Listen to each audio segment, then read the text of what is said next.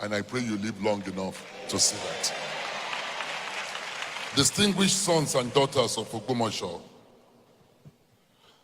our eminent scholars who are here, leaders, policymakers, captains of industries, representative of government, and indeed all lovers of knowledge who are gathered here today. It gives me profound joy and gratitude to welcome you to this historic Ogbomoso Education Summit. Education has been the bedrock of human civilization. It is true learning and communications it is true learnings that communities rise and family break the cycle of poverty, and nations find their place in the community of great powers. Ogbomoso is as blessed as we are, has always been a land that values education. From the pioneering days of our fathers, who invested their sweat and scarce resources to send their children to school, to the emergence of our proud institution, the Lautech of Ogbomoso, has stood as a beacon of learning and scholarship. But my dear people, today we are called to reflect beyond what has been achieved. The world around us is changing at a pace faster than ever before. Technology, innovation, knowledgeable economies are redefining the powers and prosperity of the world. In this new reality, education must go beyond classrooms, textbooks, and examinations. It must prepare our children not just to make jobs, but to make decisions, and just not to consume knowledge, but to create solutions. As the Shawon of Ogbomoso land, I have long carried a vision in my heart, a vision where our young men and women are not kept at the periphery, but are seated boldly at a table where the future is being determined. It is no longer enough for us to say the youth are leaders of tomorrow. Tomorrow is too late. If decisions about their lives, their future, and their nation are being taken today, and they are absent, and their voices are not heard today, we must open the doors of leadership early. We must design our educational system to cultivate thinkers, innovators, and leaders, not passive learners. We must deliberately include our young ones in the governance structure, in community boards, in business councils, and in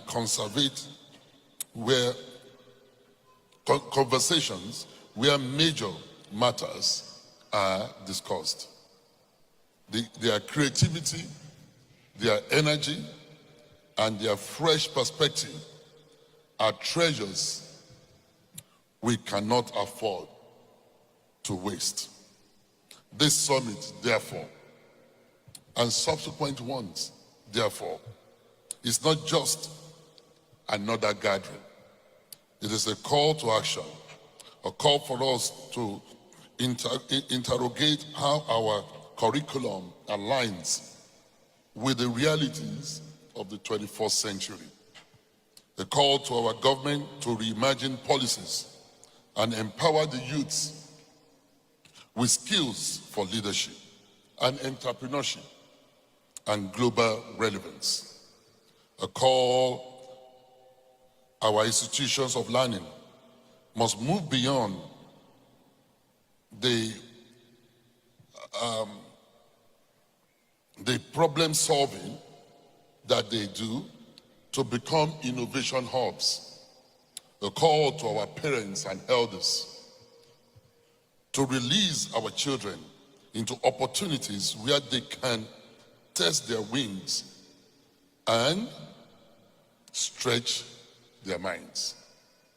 Indeed, the future of Ogbomoso and Nigeria as a whole will depend on how quickly we prepare our young people not only to inherit leadership, but to exercise it responsibly.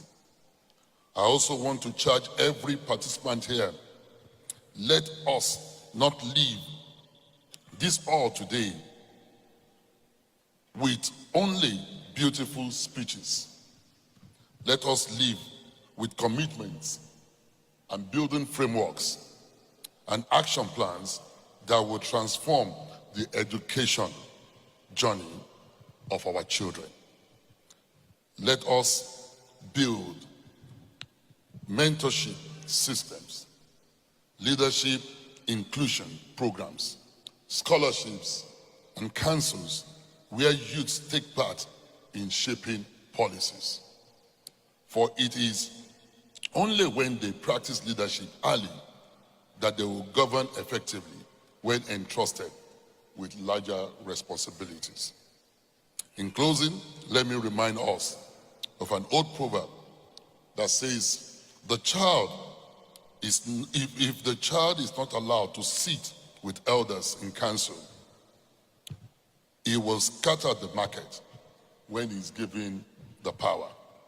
If we truly want peace, prosperity, and progress, let us begin now training, trusting, and letting our children sit at places where decisions are made. May this summit mark a new dawn for Ogbomoso.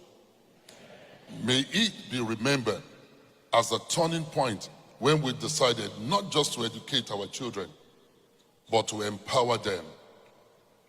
And may the fruits of this gathering echo for generations yet unborn. Long live Ogbomoso, long live Oyo State, and long live the Federal Republic of Nigeria. Amen. Please, may we give him a standing Please ovation. still be seated. So I don't